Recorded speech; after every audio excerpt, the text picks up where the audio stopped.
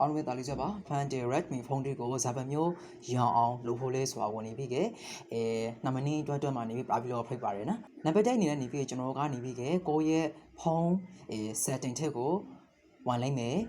နံပါတ်2ကျွန်တော်ကsetting ထက်မှာ about phone ကိုနှိပ်မယ်နံပါတ်3ကျွန်တော်ကဖုန်းကို scroll လုပ်လိုက်မယ်ဒီနာမှာဒီ MIUI version ဆိုတဲ့စာတော့ကိုတွေ့ပါလိမ့်မယ် Okay ကျွန်တော်ရဲ့နေရာမှာနေပြီက you are now a developer ဆိုတဲ့စာတော့ပေါ်တဲ့အထိနေပြီမတန်ကြနေပြီကျွန်တော်ဖိပြီးထောက်ပါရနော်backlog ကိုနှိပ်ပနာနေပြီက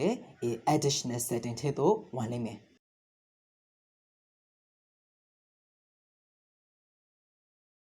နံပါတ်5ဖုန်းကိုနေပြီး scrolling လုပ်လိုက်မယ် developer option ဆိုတဲ့စာတော့တွေ့ခဲ့ပါမလား Okay ကျွန်တော်အင်တာကိုနေပြီးကလည်းနှိပ်လိုက်မယ်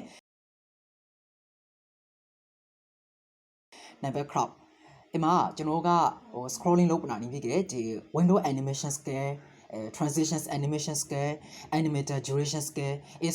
စာတော့ဒီပေါ်နေပြီကျွန်တော်ကတခုချမ်းစီကိုလည်းနဲ့တိုးပနာနေပြီကအင်နာမှာanimations off ဆိုတဲ့စာတော့ကိုလည်းနဲ့ဖိပနာ reshape လေးဖို့ပါရနော်Okay နောက်ဆုံးအဆင့်ကျွန်တော်ကနာမှာ background process limit ပါရနော် Okay ကျွန်တော်ဒီ background process limit မှာနေပြီကျွန်တော်က no background process limit ဆိုတဲ့စာတော့ကို reshape လေးပါရနော်ကဲဆိုကဖုန်းကနေပြီးကပုံမှန်ဟန်နေပြီးကရောင်းလာပါလိမ့်မယ်အဆုံးထိကပြီးပြန်နေပြီးကျေးဇူးတင်ပါတယ်နော်နောက်ထပ်ဒီနေ့ပညာစင်တာဒီဝုစုတတိကိုနေပြီးကဂေလိုရာနိုင်ဖို့တက်ပါရနော်ကျွန်တော်ရဲ့ဒီ channel ကိုနေပြီးက like and subscribe လေးလုပ်ထားနိုင်ပါတယ်နော်ကျေးဇူးတင်ပါတယ်